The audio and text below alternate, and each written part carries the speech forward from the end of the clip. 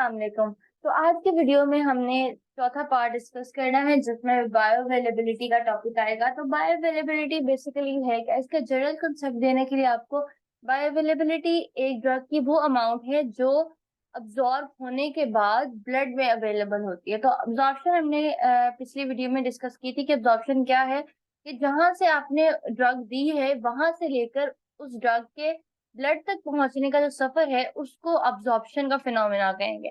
अब जब ड्रग पहुंच गई है ब्लड में तो अब देखना है कि वो कितनी पहुंची है एज कंपेयर टू जो आपने इनिशियली डोज दी थी उसके कंपैरिजन में। तो जितनी ड्रग पहुंची है ब्लड तक, अ,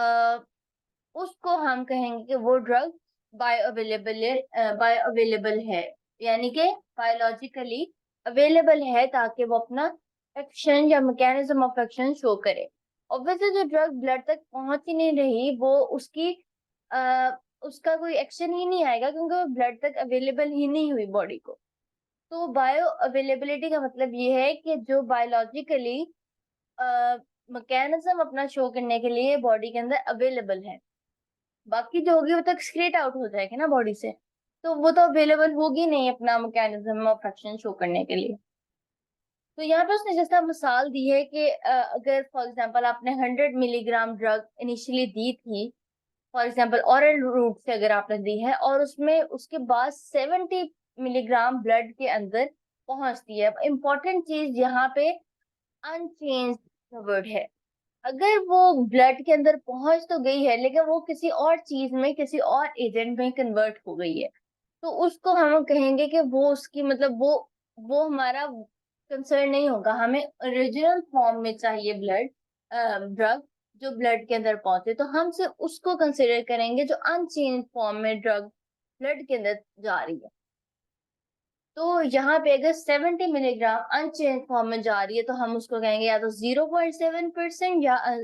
0.7 या फिर 70%। यानी अगर फ्रैक्शन में बात करें तो 0.7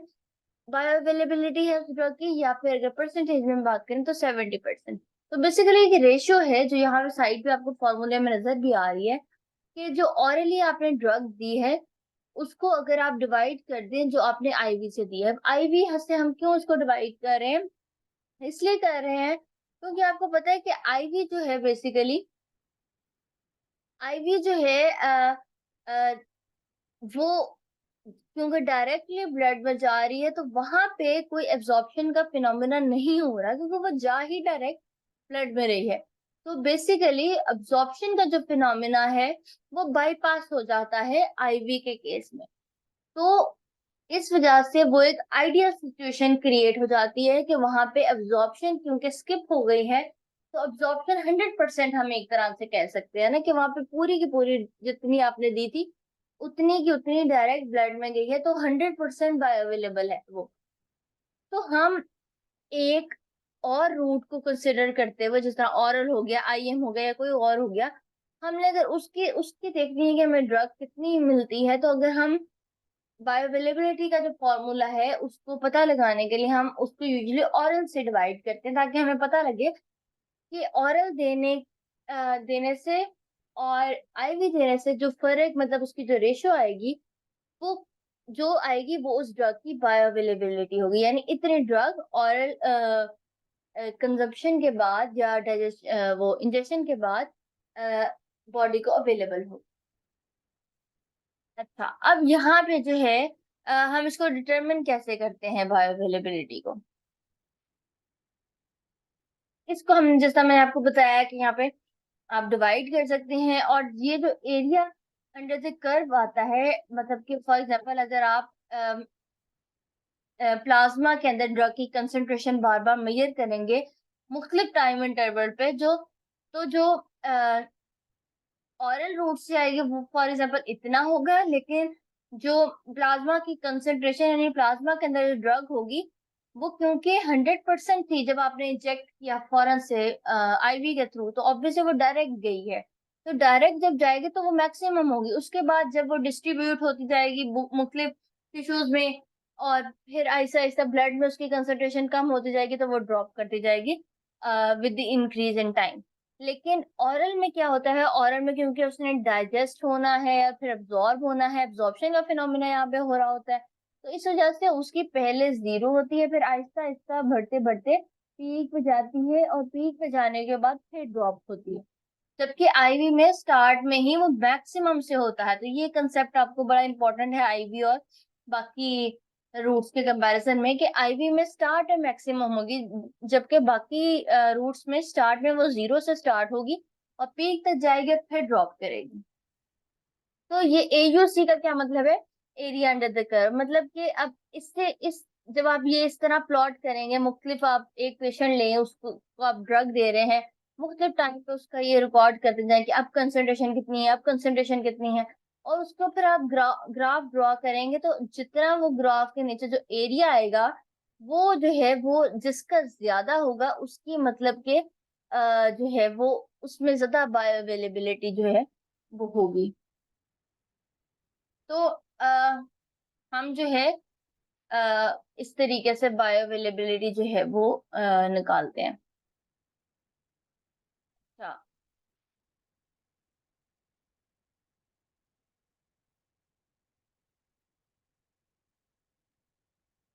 the total AUC reflect the extent of absorption of the drug, ठीक है, जितनी एब्जॉर्ब हुई है ड्रग, उसकी जो है वो उसको वो बताती है किस हद तक एब्जॉर्ब हुई है। Bio availability of the drug given orally is the ratio of AUC following the oral administration to the AUC following the IV administration, ठीक है। उसके बाद वही बात जो मैंने आपको पहले बता दी फॉर्मूले के हवाले से। उसके बाद आते हैं फैक्टर कौन से इन्फ्लुएंस कर सकते हैं बायो अवेलेबिलिटी को। फर्स्ट ऑफ ऑल तो उसने वही बात की है कि जिस तरह मैंने आपको पहले बताया है कि आईवी में 100% बायो अवेलेबिलिटी होती है, जबकि ऑरल में मुख्तलिफ फैक्टर ज्यादा हैं, डाइजेशन होनी होती है, एब्जॉर्प्शन होनी होती है, फिर तो इसके अलावा एक और बड़ा इंपॉर्टेंट होता है फर्स्ट पास हेपेटिक मेटाबॉलिज्म। अब इसमें क्या होता है, आपको पता है जब आप जीआई ट्रैक से आपकी ब्लड जीआई ट्रैक से जब आपकी ड्रग जो है वो जा रही होती है, तो उसने पहले पोर्टल सर्कुलेशन में जाना होता है, यानी कि पहले वो लिवर की तरफ वो उसका जो है जो न्यूट्रिएंट्स हैं वो जाएंगे। और आपको पता है लिवर में बहुत सारे एंजाइम होते हैं जो स्पेशली ड्रग्स वगैरह के लिए और टॉक्सिन्स वगैरह के लिए उनको न्यूट्रलाइज करने के लिए या उनको मेटाबोलाइज करने के लिए प्रेजेंट होते हैं। तो अब बेशक एक ड्रग का बेसिक मकसद वहां पे जाना नहीं था, लेकिन क्योंकि आपने जीआई ट्रैक में आपके ड्रग है, तो ऑब्वियसली वो ड्रग भी उधर चली जाएगी, और क्या होगा, वो जाके मेटाबोलाइज हो जाएगी, उधर जाके वो डिस्ट्रॉय भी हो सकती है या किसी और ड्रग में कन्वर्ट भी हो सकती है। और इस तरीके से जो जब वो इस तरीके से चेंज होगी या कन्वर्ट होगी, तो इससे ऑब्वियसली आपकी ओरिजिनल फॉर्म ऑफ ड्रग जो है वो कम रह जाएगी ब्लड के अंदर, और फिर जब वो ड्रग सॉरी सर्कुलेशन में, और फिर जब वो अल्टीमेटली सिस्टेमिक सर्कुलेशन में जाएगी आपकी, जो जिसने पूरी बॉडी में आपको आपके टिश्यूज में स्प्रेड आउट करनी है ब्लड की सप्लाई, तो उसमें जब वो जाएगी तो उसमें इतनी कंसंट्रेशन उस ड्रग की नहीं होगी, क्योंकि वो पहले पोर्टल सर्कुलेशन में यानी लिवर में चली गई थी और लिवर में जाके वो मेटाबोलाइज हो गई। तो ये एक बहुत इंपॉर्टेंट फैक्टर आता है ऑरल एडमिनिस्ट्रेशन में। अच्छा, अब जो है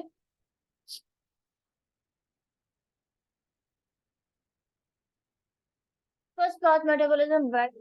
liver limit the efficiency of many oral medicine. अच्छा, अब इसमें एक एग्जांपल उसने दी हुई है, जिस तरह के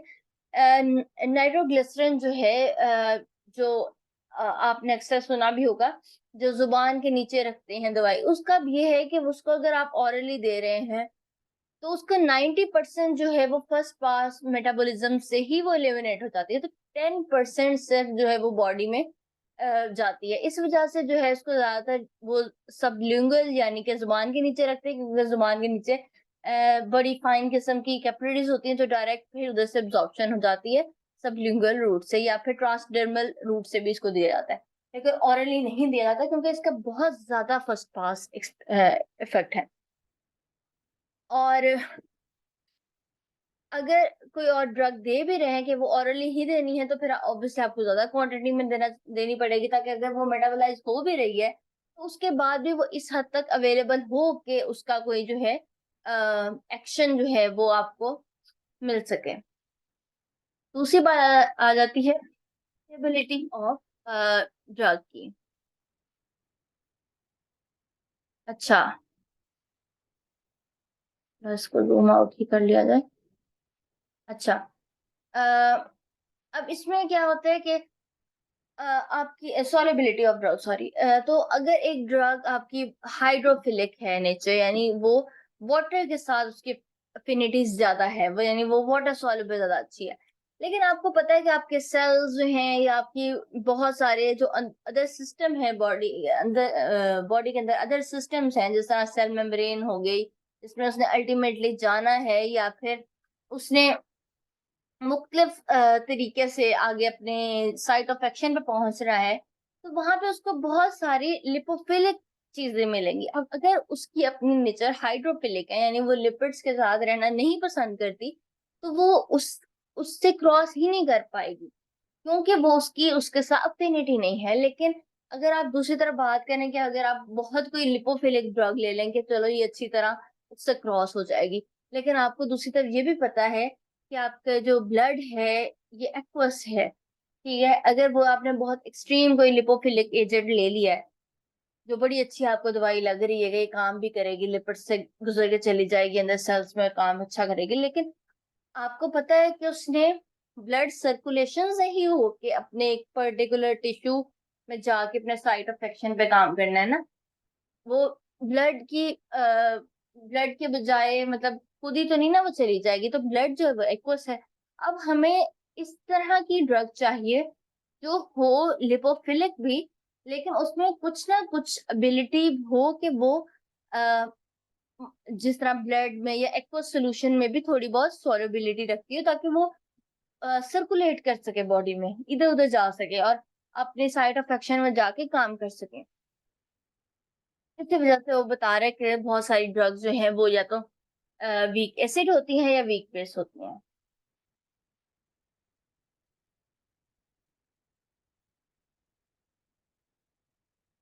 अब यहाँ पे भी उसने पिक्चर में भी ये दिखाया हुआ है कि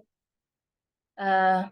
जो आप ऑरल रूट से लेते हैं वो लिवर में पहले जाती है, और बाद में आपकी जो है वो पोर्टल सर्कुलेशन में हो, पोर्टल सर्कुलेशन के बाद जो है वो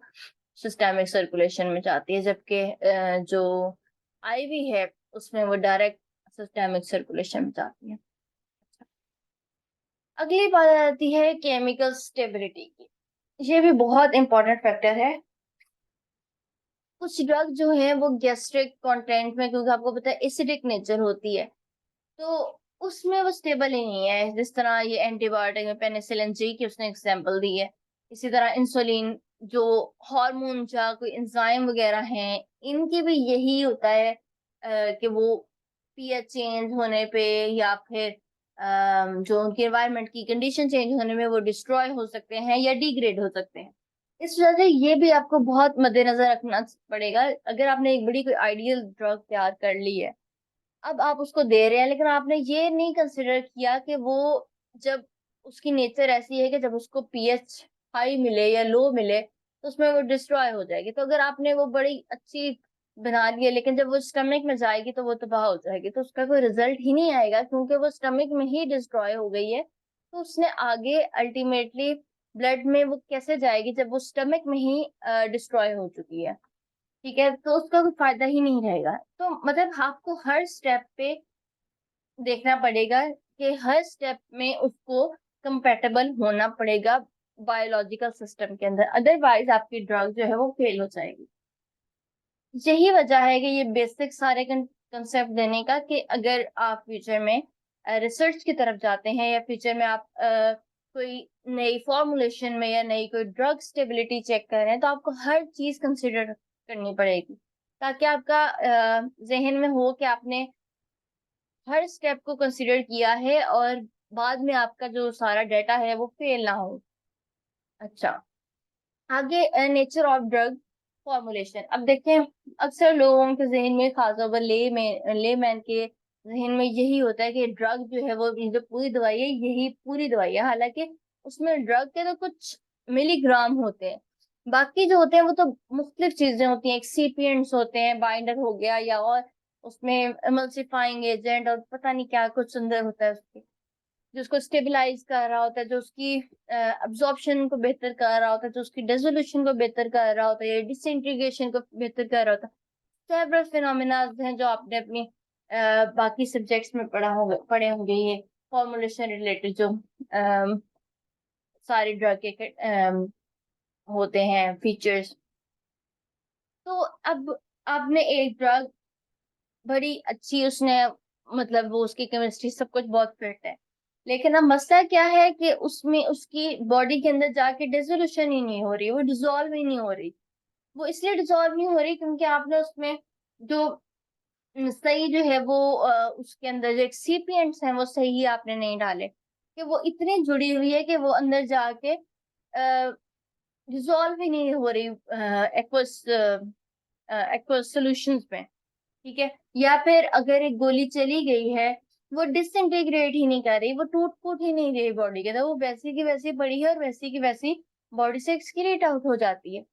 तो मसला क्या आएगा कि बॉडी जब तक डिसोसिएट ही नहीं हो रही, जब तक उसमें सॉल्व ही नहीं हो रही, डिजोल्व ही नहीं हो रही, तो उसके बाद फिर वो अब्जॉर्प्शन कैसे करेगी। ठीक है, तो मेजर बात ये है कि आपको उसकी फॉर्मुलेशन की हर चीज भी कंपैटिबल होनी चाहिए उस ड्रग के साथ। अब ये चीज जो है ये किसी भी तरीके से फॉर्मूला मतलब के ड्रग की अपनी केमिस्ट्री से रिलेट नहीं करती, लेकिन ये दूसरे फैक्टर्स के साथ रिलेट करती है जो आपने एडिशन की है एक उसकी फॉर्मुलेशन के अंदर। ये भी बहुत इंपॉर्टेंट फैक्टर है। और इन चीजों से जो है आपकी ड्रग की के जो फिजिकल और मतलब केमिकल स्टेबिलिटी वो भी चेंज हो जाती है। अच्छा, उसके बाद आती है बायोइक्विवेलेंस। अच्छा, अब दो अगर आपके पास फॉर्मुलेशंस हैं, उनको आप तब बायोइक्विवेलेंट कहेंगे अगर उनकी बायो अवेलेबिलिटी, यानी कि वो जब आप ऑरल रूट से देते हैं तो उसके बाद जब वो ब्लड में पहुंचती है, उनकी जो मतलब उसकी जो रेशो है दोनों तरीकों से देने के बाद, वो अगर उनकी आ, मिलती जुलती है और वो एक जितना ही टाइम लेती हैं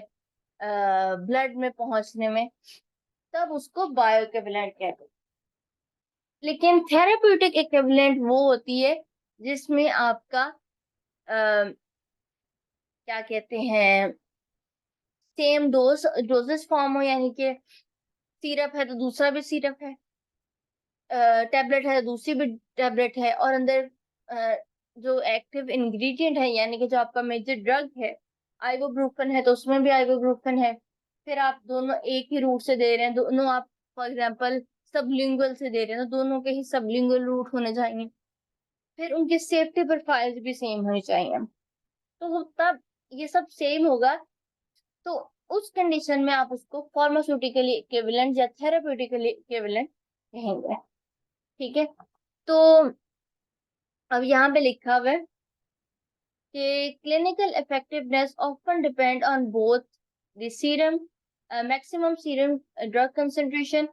and the time required after administration to reach peak concentration. Therefore, two drugs are bioequivalent may not be therapeutically equivalent. Obviously, therapeutically equivalent वो ड्रग होगी जिसके अंदर एक्टिव इंग्रेडिएंट भी सेम हो, जबकि जो बायो इक्विवेलेंस है उसके लिए कोई ऐसी शर्त नहीं है। उसमें अगर दो ड्रग्स हैं, उनकी अगर बायो अवेलेबिलिटी और उसका टाइम जो है वो इक्वल आ रहा है तो आप उसको बायो इक्विवेलेंस में ला सकते हैं।